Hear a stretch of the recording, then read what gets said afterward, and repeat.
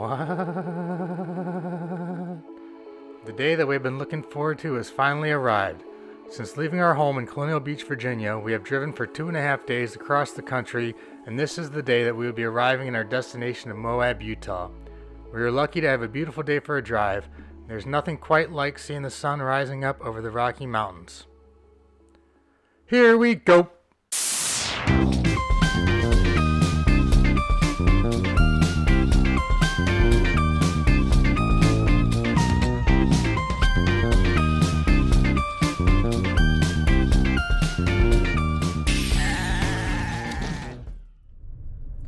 Good morning. Hey, what's up? So Dawn and I got an early start today. We're actually already hooked up and ready to roll out. Dawn's using the restroom, and as soon as she's done, we'll be hitting the road. So at 6:30 now, we got about 300 miles to get to where we're going in Moab. Our check-in's at 1, so we got to cross these mountains, so it's gonna be slow going. I think we'll get there right around check-in time, so it should be good. Chief Hostess was great. I totally recommend it if you're anywhere near the Golden area trying to find a place to stay. Hit up Chief Hostess. $15. I mean, $30. Sorry, $30. You can't beat it. It's got showers, clean bathhouse. Everything you need, and the location's great. So yeah, Chief Hostess is the one. All right, time to cross these mountains. See ya. All right, so we got about a mile down the road, and Dawn saw a Starbucks, so we're stopping and getting some coffee. And man, it is freaking cold here. I have the heat up like all the way, and my car says it's 55, which I never trust my car's temperature anyway, but damn, it feels cold. And 55, I'm being used to 90 degrees, like I keep saying. 55 probably does feel like 30, which is like what it feels like to me right now. I'm wearing the same long sleeve I had on last night, just threw that back on. But I'm hoping as we get over these mountains and get closer to Utah, and as the day gets longer, we can it'll warm up so I can shed these layers and go back to the tank tops and the flip-flops like I love. But hopefully, we'll see. All right, here comes Dawn.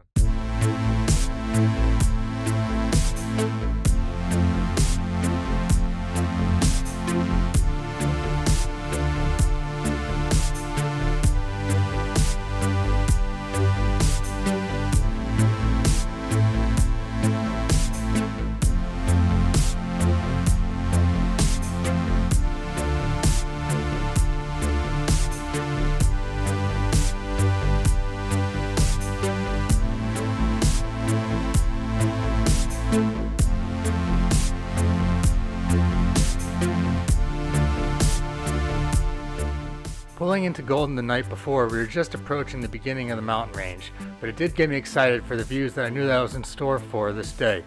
Needless to say, I was not disappointed.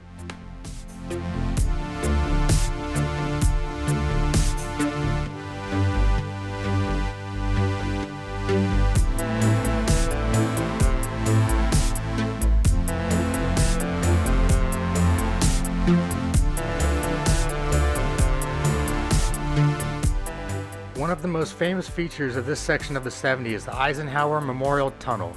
Situated about 60 miles west of Denver, it sits at an elevation of over 11,000 feet and traverses the Continental Divide. At the time when it opened in the 1970s, it was the highest vehicular tunnel in the world.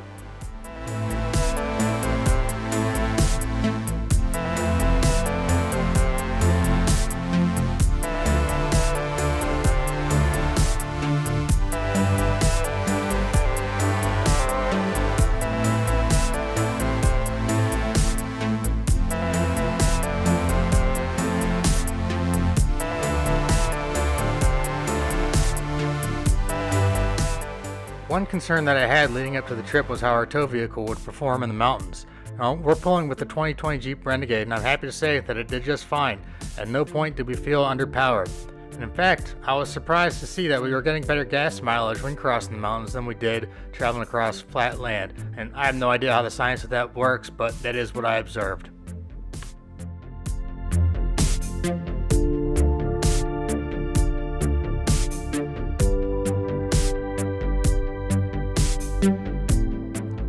One thing that I keep coming back to is that I love the change in landscape as you're traveling across the country.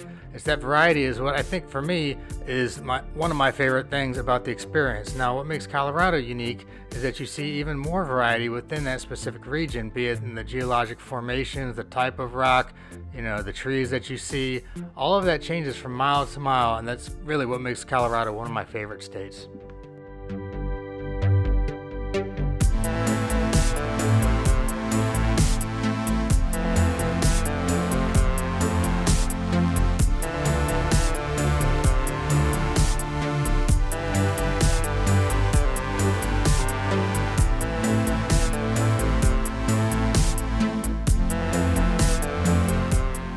One thing that I will put out there is that I would be very hesitant to make this drive during the winter months.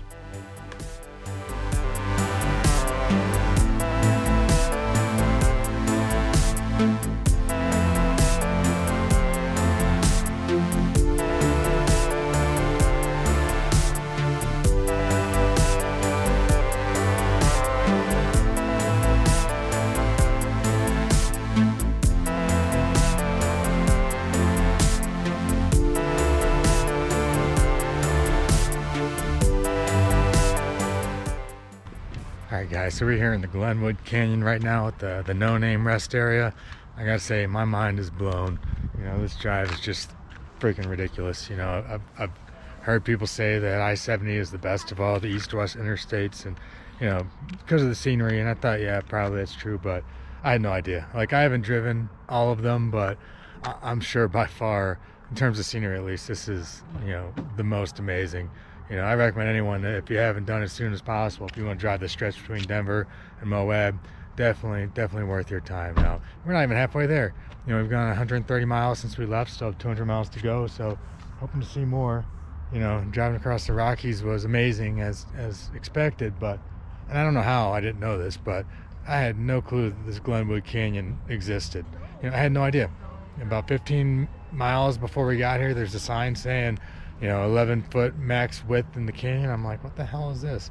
I sort of started to imagine what it might be, and it is what I thought, but again, this always tends to be the case. So much more spectacular than my imagination. It defies imagination. So, all right, Dawn's fixing us some snack. I think I'm gonna have some egg salad and get back on the road. We're on track to be at the KOA in Moab just in time for check-in. So, yeah, man, all I can say is wow.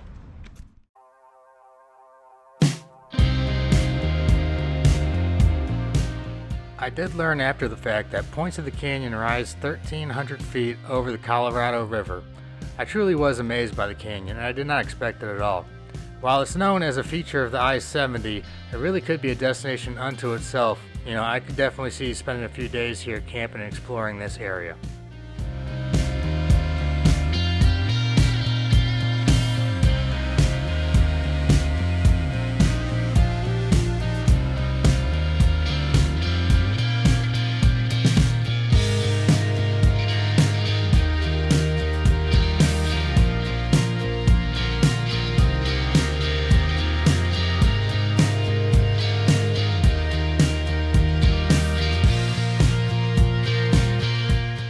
Now, I don't know where exactly the mountain range starts and ends, but at some point, the main part that we're driving across did generally seem to flatten out.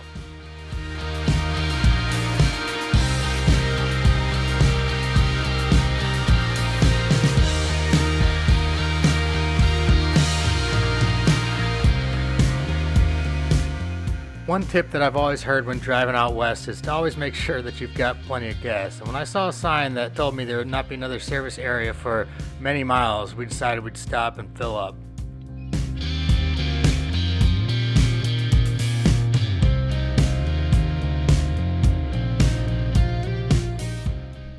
And here we finally arrived. This is my first time visiting Utah. Now, I'd come to learn later, much like Colorado, the landscape of Utah does vary quite a bit, but upon entering it became clear that the eastern side was very much desert.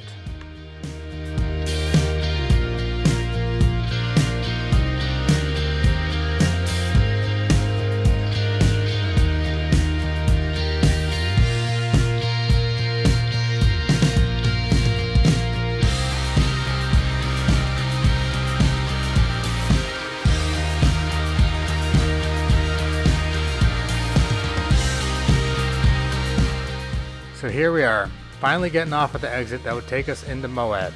We still have some miles to cover before actually arriving in Moab, but from this point, it's just a straight shot.